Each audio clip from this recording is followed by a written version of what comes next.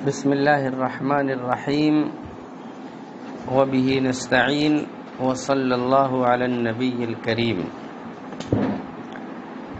وبه قال حدثنا أبو اليمان الحكم بن نافع قال أخبرنا شعيب عن الزهري قال أخبرني عبيد الله بن عبد الله بن عتبة بن مسعود أن عبد الله بن عباس أخبره أن أبا سفيان بن حرب أخبره أن هرقل أرسل إليه في ركب من قريش وكانوا تجارا بالشام في المدة التي كان رسول الله صلى الله عليه وسلم ماد فيها أبا سفيان وكفار قریش۔ یہ ساتویں روایت ہے جس کو امام بخاری رحمۃ اللہ علیہ نے باب بدء الوحی کے تحت ذکر کیا ہے، اور یہ روایت بہت تفصیلی، بہت طویل روایت ہے جو حضرت عبداللہ ابن عباس رضی اللہ تعالی عنہ نے جس روایت میں ایک خاص واقعہ ذکر کیا ہے۔ یہ روایت بہت طویل ہے، اور عجیب بات یہ ہے کہ بدء الوحی کا کوئی پہلو اس روایت میں نہیں ہے۔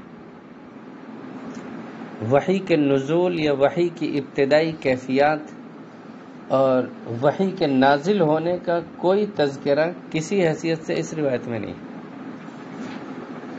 یہاں یہ غور کرنا ہے کہ رسول اللہ صلی اللہ علیہ وسلم نے کس طرح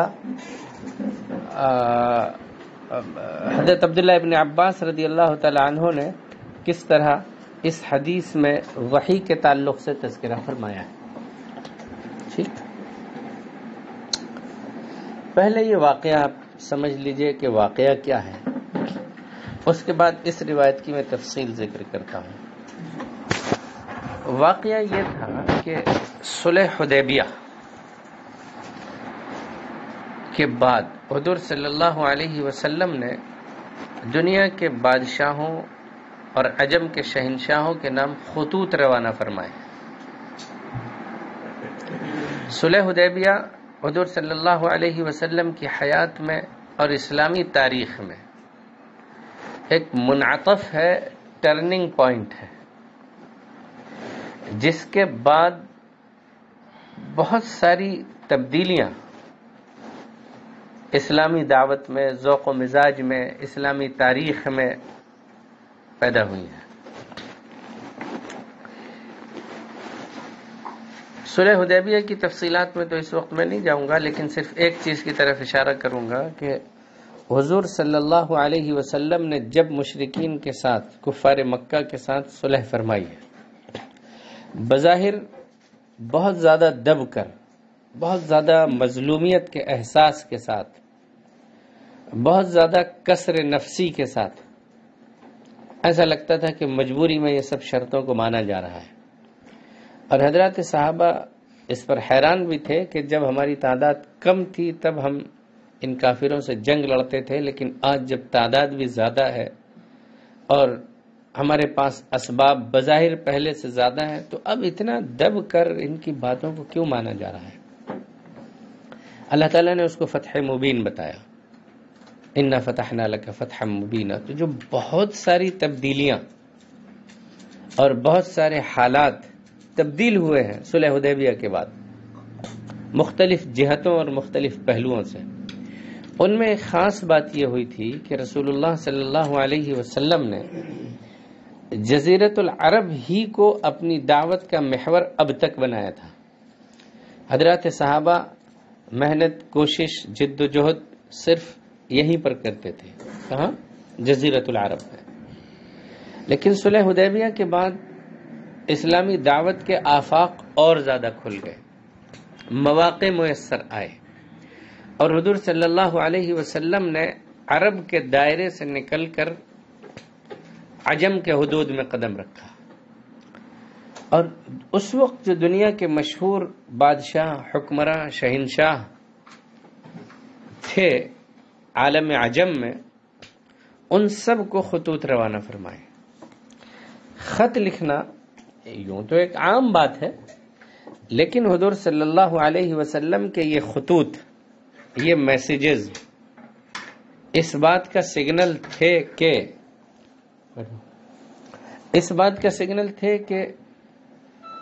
اسلام اب ایک ایسا مذہب ہے جو تم لوگوں کی آنکھوں میں آنکھیں ڈال کر بات کر سکتا ہے۔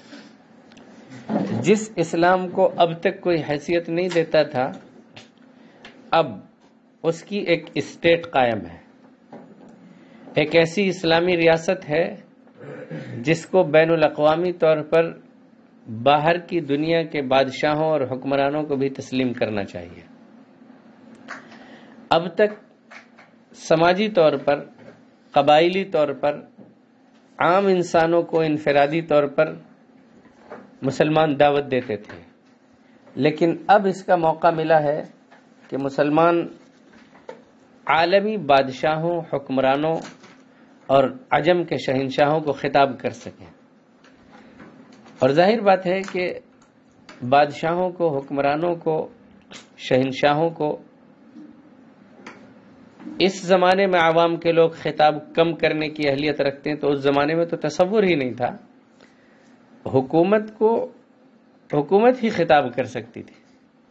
تو حضور کا خطوط لکھنا وہ اس بات کا صاف اعلان تھا کہ اسلام بھی بحیثیت مذہب کے اب ایک ریاست اور اسٹیٹ کا درجہ رکھتا ہے، اور وہ ریاست اور اسٹیٹ بھی ایسی کہ اپنے وقت کے سپر پاور طاقتوں کو خطاب کرنے کی صلاحیت رکھتی ہے، وہ ان سے بات کر سکتی ہے، وہ اب اس لیول پر آ گئی ہے۔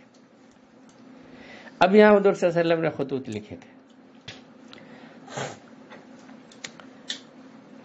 سیرت کی کتابوں میں چند خطوط کا تذکرہ ملتا ہے، لیکن سچی بات یہ ہے کہ حضور صلی اللہ علیہ وسلم نے اس وقت کثرت سے خطوط لکھے تھے۔ بعض سیرت کی کتابوں سے تو محسوس ہوتا ہے پورا ایک ڈپارٹمنٹ تھا خطوط کا۔ حضور صلی اللہ علیہ وسلم کے امنا، پرسنل سیکریٹریز تھے جو اس کام پر مأمور رہتے تھے۔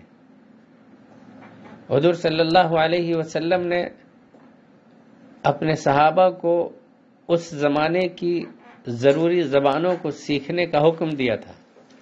چنانچہ حضرت زید سے کہا تھا، یا زید تعلم لی السریانیہ، زید سریانی سیکھو۔ ایسے ہی تھا جیسے کوئی کہے کہ فرنچ سیکھو، ذرا اس کی ضرورت ہے۔ تو ان کو وہ زبان حضور نے سکھوائی تھی،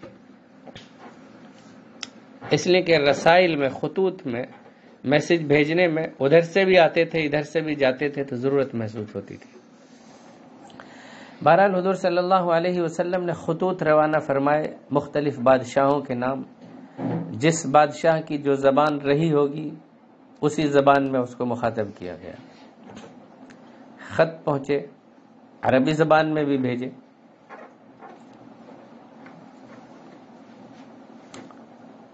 ان میں ایک خط بھیجا تھا قیصر روم کے نام۔ دنیا دو بہت بڑے بلاک میں اس وقت تقسیم تھی، ایک رومن امپائر، ایک پرشین امپائر۔ ایک ہرقل کی سلطنت تھی اور دوسرے کسرا کی سلطنت تھی۔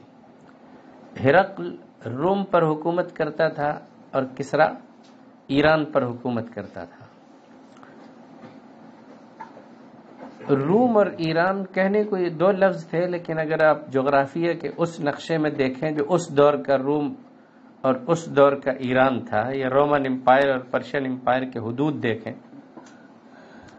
تب آپ کو معلوم ہوگا کہ دنیا کے اکثر خطوں پر انہی دو کی حکمرانی تھی، صرف روم اور ایران کی حدود میں نہیں تھی۔ چنانچہ جس کو روم کہا جاتا ہے، یورپ کے اکثر حصے اس کے ماتحت تھے۔ موجودہ عالم عربی کے نقشے میں مصر اور شام اور فلسطین تک اس کے حدود وسیع تھے۔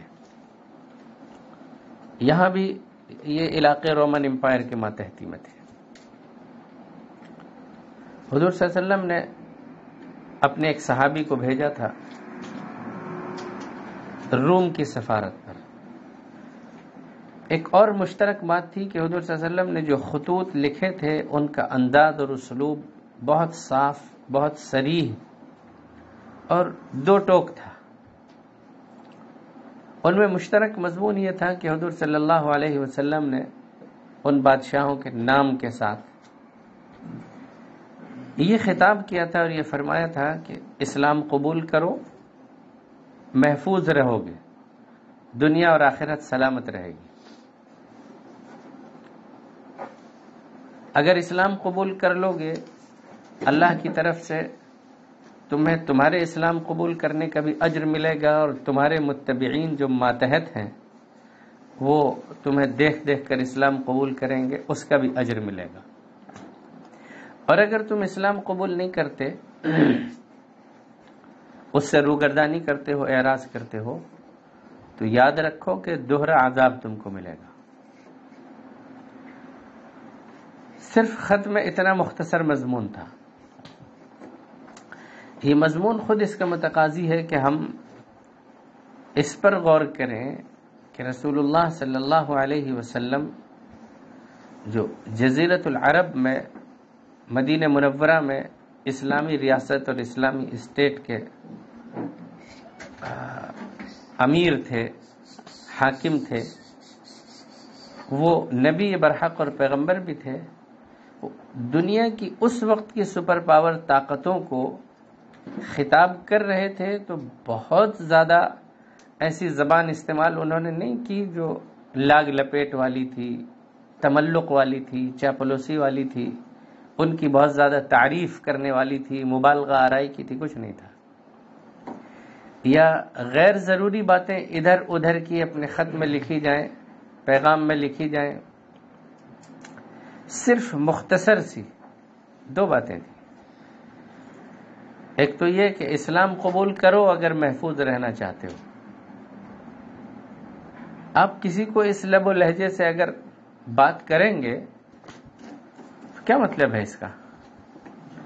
اس کا مطلب صاف یہ ہے کہ آپ اپنے مخاطب سے کسی طرح بھی کمزور نہیں ہیں، اپنے مخاطب کے سامنے معمولی سی شکست خوردگی بھی اپنے اندر نہیں محسوس کر رہے ہیں، احساس کمتری اور احساس کہتری بالکل اپنے اندر نہیں پا رہے، بلکہ دو ٹوک لفظ میں اس سے کہہ رہے ہیں آگاہ کرتے ہوئے، اگر بچنا چاہتے ہو، زندہ رہنا چاہتے ہو، امان چاہتے ہو، سلامتی چاہتے ہو تو ایسا کرو۔ یہ عجیب و غریب تعبیر تھی جس سے اسلامی ریاست کی حیثیت، حضور کا مقام، احساس بلندی، بلکہ کہنا چاہیے کہ ایسی نفسیات جس کے اندر شکست خوردگی اور کمزوری کا تصور بھی نہیں ہے، جس کے اندر دنیا کے ان شاہان اور بادشاہان، امراء سلطنت کی کوئی حیثیت اور اس کا ادنیٰ سا خوف بھی نہیں محسوس ہوتا، یہ سب اس جملے سے جھلک رہا ہے۔ اور دوسرا مضمون تھا اس خط کا، اسلام قبول کرو گے تو تمہارا فائدہ ہوگا، نہیں قبول کرو گے ڈبل عذاب کے مستحق ٹھہرو گے۔ اس سے زیادہ کچھ نہیں تھا۔ حضور صلی اللہ علیہ وسلم کے ان خطوط کے مختلف ریئیکشنز ان عالمی سلطنتوں اور حکومتوں سے پیش آئے، مختلف رد عمل ظاہر ہوئے۔ ایک رد عمل مشہور تھا جو ایران کی سلطنت نے اختیار کیا۔ اس نے خط کا مضمون سنا اور سنتے ہی آگ بگولا ہو گیا، غصہ ہو گیا، اور کہا تھا کہ اگر سفیروں کا قتل جائز ہوتا تو میں تمہیں جان سے مار ڈالتا، قتل کر دیتا۔ یہ شخص جو میرے غلام کی حیثیت رکھتا ہے وہ اس لب و لہجے میں مجھے خطاب کر رہا ہے، اور خط لیا، اٹھا کر پھاڑ دیا اور انتہائی غصے کے عالم میں اس کو پھینکا۔ وہ صاحب جو ایران کی سفارت پر واپس گئے تھے وہ الٹے پاؤں واپس آئے، مدینہ منورہ پہنچے، حضور صلی اللہ علیہ وسلم سے ملاقات کی، تو حضور نے پوچھا کیا ہوا؟ تو ان صحابی نے ڈرتے ڈرتے وہ سارا واقعہ بیان کیا کہ اللہ کے رسول اس نے تو خط لیا، انتہائی غصہ ہوا، یہ کہا ہے اور خط پھاڑ کر پھینک دیا، مزید وہاں سے اسپیشل فورس کے کچھ لوگوں کو بھیجا ہے آپ کو گرفتار کرنے کے لیے۔ گرفتار کرنے والے سپاہی ساتھ میں آئے تھے۔ تو حضور صلی اللہ علیہ وسلم نے ان سپاہیوں کو دیکھا اور بتایا، غالباً سپاہی بعد میں پہنچے تھے، پہلے یہی صحابی خبر دینے کے لیے آئے تھے۔ تو جب انہوں نے خبر دی، حضور صلی اللہ علیہ وسلم نے ارشاد فرمایا مزق اللہ ملکہ، اللہ اس کی سلطنت کو، اس کے ملک کو توڑ ڈالے۔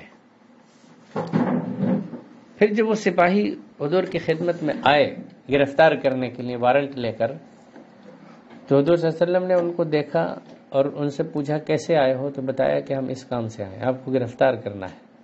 حضور صلی اللہ علیہ وسلم نے فرمایا کہ میاں تمہارا جو بادشاہ تھا نا، تمہیں معلوم نہیں وہ مارا گیا ہے، اس کو قتل کر دیا گیا ہے، اس کے بیٹے نے اس کو قتل کر دیا ہے۔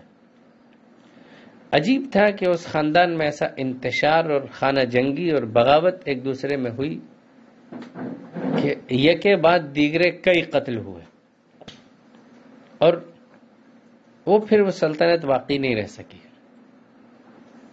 حضرت عمر رضی اللہ تعالی عنہ کے عہد حکومت میں باقاعدہ صحابہ نے جب اس پر حملہ کیا اور اس سلطنت سے جنگ کی، تو ایران سب سے پہلے فتح ہوا ہے، اور وہ صحابہ کے اس میں آیا۔ حضور صلی اللہ علیہ وسلم نے اسی وقت پیشین گوئی فرمائی تھی، پہلے ہی حضور کا ارشاد تھا ہلک کسریٰ فلا کسریٰ بعدہ ولا یہلکن قیصر فلا قیصر بعدہ۔ کسریٰ ایران کی سلطنت، پرشین امپائر ختم ہو گیا، اب اس کے بعد دنیا کے نقشے پر اس طرح کا کسریٰ یا اس خاندان کی حکومت نہیں آئے گی، اور ان قریب قیصر یعنی روم کی سلطنت کا حاکم بھی مارا جائے گا، تباہ ہوگا، وہ بھی ہلاک ہوگا، اور پھر اس کے بعد دنیا میں قیصریت یا اس خاندان کی حکمرانی، اس مزاج کی حکمرانی نہیں آئے گی۔ دوسرا ریئیکشن، دوسرا رد عمل وہ تھا جو قیصر روم نے اختیار کیا۔ قیصر روم نے یا اس حکومت کے فرما روا نے، جو روم کا حاکم تھا، اس نے دوسرا رد عمل ظاہر کیا۔ اس نے خط کو پڑھا، خط کے مضمون کو سمجھا اور بہت احترام کیا، اور وہ غور کرنے لگا کہ کیا کیا جائے۔ اس ضمن میں اس نے اپنے اعیان سلطنت سے، اپنے ملک کی عوام سے ایک مشورے کی میٹنگ رکھی، اور اس میں سب کے سامنے یہ بات پیش کی کہ جزیرۃ العرب سے، مدینے کے علاقے سے یہ خط میرے پاس آیا ہے ایک پیغمبر کا۔ اے میری قوم کے لوگوں، وہ سچے پیغمبر ہے۔ میں نے تو اس خط کو پڑھنے کے بعد یہ سوچ لیا ہے کہ میں ان کے ایمان لاؤں گا اور ان کے نبوت کو تسلیم کروں گا۔ جس وقت اس نے خط پڑھا تھا نا، اسی وقت اسے احساس ہو گیا تھا کہ بالکل درست ہے، اور ایمان لانے کا فیصلہ کر لیا تھا۔ لیکن جب لوگوں کے سامنے بات رکھی اور اعیان سلطنت کے سامنے بات رکھی، انہوں نے بہت ہنگامہ کیا، اور وہ اپنے ملک میں اٹھنے والی شورش اور بغاوت سے ڈر گیا، اور اسے یہ خطرہ محسوس ہوا کہ اگر ابھی فوراً ان کے سامنے کوئی فیصلہ نہ کیا گیا تو یہ مجھے قتل کر ڈالیں گے، خاندان کو قتل کر ڈالیں گے، اور میری حکومت بھی جائے گی، جان بھی جائے گی۔ اس نے حالات کی نزاکت کو محسوس کرتے ہوئے لوگوں کے سامنے اپنے فیصلے کو بدل دیا، اور اس نے یہ کہا تھا آپ لوگ ہنگامہ نہ کریں، شورش نہ کریں، میں نے تو یہ بات صرف اس لیے کہی تھی کہ تم لوگوں کو ذرا سا جانچ رہا تھا، امتحان لے رہا تھا کہ اپنے پرانے مذہب پر تم کتنی سختی سے عمل کرتے ہو، کہ اگر تمہارا بادشاہ بھی تم سے کہے گا تو تم خلاف ورزی کرو گے۔ میں یہ جاننا چاہتا تھا، اب دیکھ لیا، بہت خوشی کی بات ہے کہ تم لوگ سختی کے ساتھ اپنے دین پر قائم ہو، اپنے عقیدے کو چھوڑنے کے لیے تیار نہیں ہو۔ لوگ خوش ہوئے، واپس چلے گئے۔ یہاں قیصر روم نے اپنی حکومت کو، جان کی بقا کو، دنیاوی مصلحتوں اور دنیاوی مقاصد کو دینی مقصد پر، حضور صلی اللہ علیہ وسلم کی دعوت پر ترجیح دی، لیکن دل میں اس کے بیٹھ چکا تھا، اور دوسری طرف اس نے اس کا بڑا شدید احترام کیا، اس خط کا، اس خط لانے والے کا حضور صلی اللہ علیہ وسلم کے پاس یہی پیغام بھی بھجوایا کہ میں جانتا ہوں آپ نبی برحق ہیں، لیکن میری کچھ مجبوریاں ہیں، میں ایمان نہیں قبول کر سکتا۔ حضور صلی اللہ علیہ وسلم کی خدمت میں اس نے کچھ ہدیے بھی بھیجے تھے، تحفے تحائف بھیجے تھے۔ تو حضور صلی اللہ علیہ وسلم نے، عجیب بات ہے، دیکھو دونوں بادشاہوں کے بارے میں الگ الگ جملے ارشاد فرمائے تھے۔ حضور صلی اللہ علیہ وسلم نے قیصر کے بارے میں اس طرح کے تأثر کا اظہار کیا کہ اس نے ایمان قبول نہ کر کے تو اپنا نقصان کیا ہے، لیکن اس خط کا احترام کر کے، قاصد کا احترام کر کے اور نبوت کی تصدیق کر کے اس کے اوپر جو آنے والی مصیبت ہو سکتی تھی اسے کچھ دن کے لیے ٹال دیا ہے۔ کسریٰ پر تو فوراً مصیبت آئی، وہ اسی وقت مارا گیا، اس کا خاندان تباہ ہوا، لیکن حضور نے فرمایا کہ ایسی تعبیر ارشاد فرمائی جس سے اندازہ ہوتا ہے کہ اس نے اپنی آنے والی اس مصیبت کو کچھ دن کے لیے ٹال دیا، مگر ایک وقت آئے گا، لَيَهْلِكَنَّ قَيْصَرَ فَلَا قَيْصَرَ بَعْدَهُ، وہ بھی ہلاک ہوگا۔ قیصر روم کے یہاں تو اہتمام تھا اس بات کا کہ حضور صلی اللہ علیہ وسلم کے اس خط کو بہت حفاظت کے ساتھ کئی خاندانوں میں وہ منتقل ہوتا رہا، بلکہ اس خاندان کے حکمراں یہ سمجھتے تھے کہ جب تک ہم اس کا احترام کرتے رہیں گے ہماری حکومت باقی رہے گی۔ ہاں، بہرحال حضور صلی اللہ علیہ وسلم نے جب یہ خطوط روانہ فرمائے تھے، ان خطوط کے بعد قیصر روم نے جب اس خط کو پڑھ لیا تھا، اس کے پاس یہ خط پہنچ گیا تھا، تو وہ مزید تصدیق کے لیے، مزید حالات کو جاننے کے لیے بے چین رہتا تھا، اور وہ یہ چاہتا تھا کہ اس کے ذہن میں جو بہت سارے سوالات اٹھ رہے تھے وہ کسی اور سے شیئر نہیں کر رہا تھا ان چیزوں کو، وہ چاہتا تھا کہ اسی علاقے کے کچھ لوگ ملیں اور میں ان سے وہ سوالات پوچھوں، معلومات حاصل کروں، میرے ذہن میں جو اشکالات ہیں وہ شیئر کروں، تب مجھے پکا اطمینان ہو جائے۔ وہ اس تلاش میں رہتا تھا کہ کوئی نہ کوئی ملے۔ اتفاق تھا کہ انہی ایام میں قیصر روم اپنے پائے تخت سے، راجدھانی سے، دارالحکومت سے فلسطین آیا ہوا تھا۔ فلسطین کا نام اس وقت یا عیسائی لٹریچر میں ایلیا ملتا ہے، ایلیا، عیسائی عام طور پر ایلیا کہتے ہیں اس کو اپنے لٹریچر میں، وہ چونکہ مذہب نصرانی تھا تو فلسطین آیا ہوا تھا۔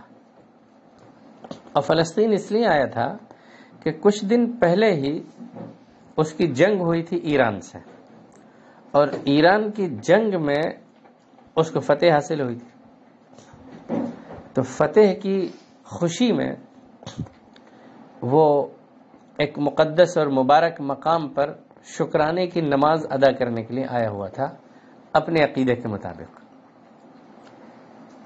بھئی جیسے مکے اور مدینے کو ہمارے یہاں ایک اعلیٰ مقام حاصل ہے، مقدس جگہ ہے، تو عیسائی لٹریچر میں یا عیسائی عقیدے میں ایلیا ان کے یہاں وہی حیثیت رکھتا تھا۔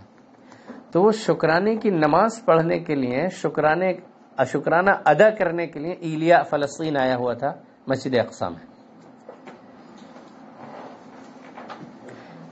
یہ ملک شام میں لگتا ہے، اب سرحدیں الگ ہو گئی ہیں لیکن یہ ملک شام ہی میں لگتا تھا۔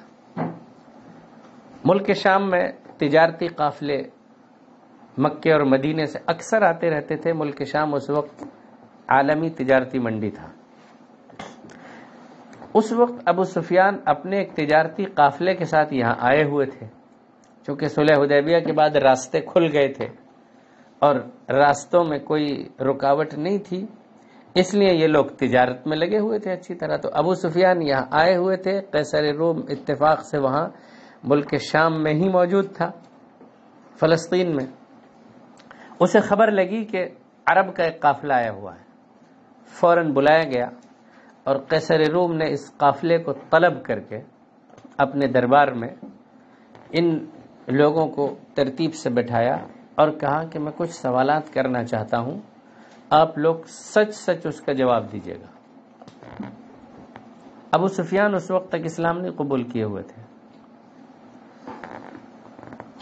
وہ سمجھ گئے کہ کیا مسئلہ ہے، اور خود اپنے دل میں کہتے ہیں کہ جھوٹ بولنا تو عربوں میں ایک بڑی بری عادت اور قبیح عادت سمجھی جاتی تھی، جھوٹ نہیں بولتے تھے عرب لوگ، لیکن ابو سفیان کہتے ہیں کہ میں اس دن اپنے دل میں یہ خواہش رکھتا تھا کہ کاش آج تھوڑا سا جھوٹ بول دوں تو کام چل جائے گا، اس لیے کہ سچ سچ بتاؤں گا تو اتنی بڑی حکومت کا بادشاہ ممکن ہے کہ متاثر ہو جائے اور ممکن ہے کہ حضور پر اسلام قبول کر لے، تو پھر کیا بچے گا، پھر تو ان کی طاقت میں اضافہ ہو جائے گا۔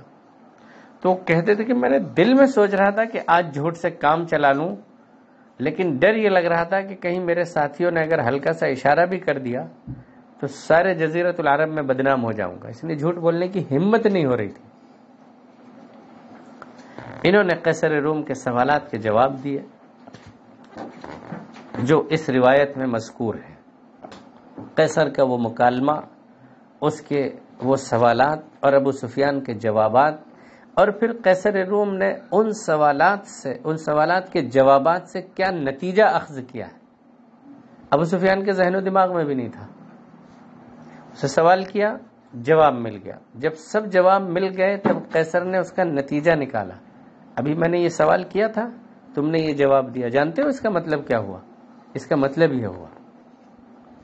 ابو سفیان حیران تھے کہ یہ بادشاہ زبردست نتائج نکال رہا ہے، اور سارے نتائج ابو سفیان کے سامنے ذکر کرنے کے بعد قیصر روم نے اس وقت تو ان کے سامنے ایک جملہ کہا تھا، اگر جو باتیں تم نے مجھ سے کہی ہیں وہ بالکل درست ہیں، وہ سچ ہیں، فَسَيَمْلِكُ مَوْضِعَ قَدَمَيَّ هَاتَيْنِ، تو جہاں میں بیٹھا ہوں نا، جہاں تک میری حکمرانی اور میری بادشاہت ہے، اس کے قدم یہاں بھی پہنچیں گے اور وہ اس کا مالک ہوگا۔ فَسَيَمْلِكُ، ان قریب وہ مالک بنے گا، موضع قدمی ہاتین، میرے قدموں کی اس جگہ کا، اور قدموں کی جگہ یہ اشارہ تھا اپنے ملک کی طرف کہ جہاں جہاں میرا ملک ہے اس کی حکمرانی یہاں بھی ہوگی۔ اب سوچو ابو سفیان جیسا شخص جو اپنی ذہانت میں، فراست میں، بادشاہوں اور جنگی معاملات کے حالات کو سمجھنے میں عربوں میں انتہائی نمایاں صلاحیت کے حامل تھے، بلکہ چند ہی ایسے لوگ گزرے ہیں جس کو اس طرح کے تجربات تھے۔ انہوں نے کیا کچھ سمجھا ہوگا ہم اس کا اندازہ نہیں لگا سکتے، لیکن جب باہر نکلے ہیں دربار سے تب ابو سفیان نے انتہائی حیرت کے عالم میں اور کسی قدر افسوس کے عالم میں، حیرت تو اس بات پر تھی کہ ایک چھوٹی سی حکومت، ایک ایسا شخص جس سے ہم جنگ لڑتے رہے ہیں، جس کو ہم نے نکالا ہے، اور ہم یہ جان رہے ہیں کہ ہم اس کو ختم کر ڈالیں گے، سخت شرائط کے ساتھ ابھی صلح کی ہے، ہمارا تو یہ معاملہ ہے، اور ادھر دوسری دنیا میں یہ حالت ہے۔ حیرانی اس بات پر تھی، افسوس اس چیز پر تھا کہ اب ہماری ناکامی کا وقت قریب آ رہا ہے، ہم کامیاب نہیں ہو سکتے۔ اسی حیرت اور افسوس کے عالم میں اس نے ایک عجیب جملہ کہا ہے جو یہاں مذکور ہے روایت میں. وہ جملہ یہ ہے کہ لقد امر عمرو بن ابی کفشہ حتی یخافہ ملک بنی الاصفر. عجیب حیرت کی بات ہے کہ آج روم کا بادشاہ، بنو الاصفر کا بادشاہ، اس سے ڈر رہا ہے. ابو کبشہ کی اولاد کا معاملہ اتنا بڑھ گیا. ابو کبشہ کی اولاد یہ اس نے حضور صلی اللہ علیہ وسلم کی طرف کنایتاً استعمال کیا تھا. عربوں کی ایک عادت تھی کہ جب کسی کی تنقیص، کسی کو برائی کے ساتھ یاد کرنا ہوتا تھا تو اس کو ایسے لب و لہجے یا ایسے جملے اور ایسے تخاطب سے بولتے تھے یا اس کی نسبت کرتے تھے کسی ایسے باپ کی طرف، ایسے آبا و اجداد کی طرف جو بہت مجہول ہے، کوئی نہیں جانتا. اب کون ہے ابو کبشہ؟ حضور صلی اللہ علیہ وسلم کے نسب میں کوئی نہیں جانتا. اس نے حضور کے ننیحالی رشتہ داروں میں سے اوپر کے کسی ایسے شخص کا نام لیا جس سے کم لوگ واقف ہیں اور کہا یار ابو کبشہ کی اولاد کا معاملہ اتنا بڑھ گیا کہ آج اس سے یہ بھی ڈر رہا ہے. بات آئی گئی ہوگی، ختم ہوگی. یہاں ایک بات اور بھی اشارہ کر دوں، یہ ہے وہ واقعہ جس کو اس روایت میں تفصیل کے ساتھ ذکر کیا گیا ہے. قیصر روم کے بارے میں اس خط کے بعد، خط کے مضمون کے بعد، امام بخاری رحمۃ اللہ علیہ نے ایک اور بات بھی ذکر کی. وہ قیصر کی کوالیفیکیشن، اس کی صلاحیت اور اس کی اہلیت کا تذکرہ ہے اور ایک خاص واقعے کا تذکرہ کیا ہے. وہ یہ ہے، امام بخاری رحمۃ اللہ علیہ نے ایک روایت ذکر کی ہے کہ قیصر دنیا کے ان حکمرانوں میں نہیں تھا جو جاہل ہوتے ہیں، بے پڑھے لکھے ہوتے ہیں، انہیں کچھ معلومات نہیں ہے، صرف طاقت کے بل پر بادشاہ بن گئے. قیصر روم ایک طرف اپنی مذہبی کتابوں، انجیل اور بائبل کی اچھی معلومات رکھتا تھا، انبیاء کی تاریخ پر اس کی اچھی نظر تھی،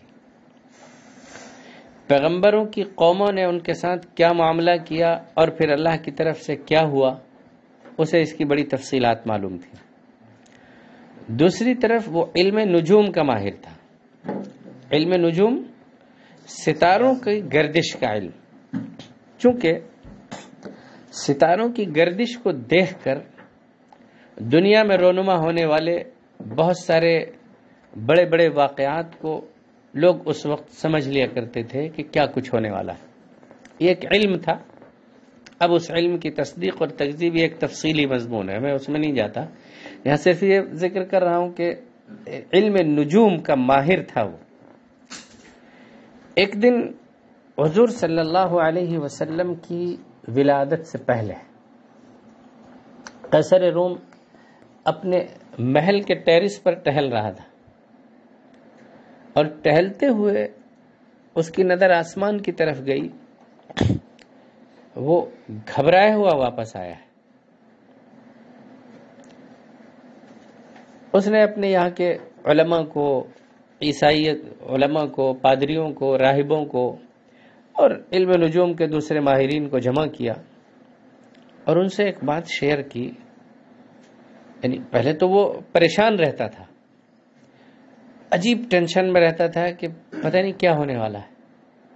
اس کے بات کرنے کا اسلوب بدل گیا تھا، اس کے رہائش کا اسلوب تھوڑا سا متاثر ہو گیا تھا، ہر وقت فکر مند رہتا تھا. تو ایک دن خاص درباریوں نے اس سے کہا قد استن کرنا ہے اتک، آپ کی حالت عجیب ہوتی جا رہی حضور، کوئی خاص بات ضرور ہے، کیا پریشانی ہے، کیا الجھن ہے، آپ اس کو ذکر کریں.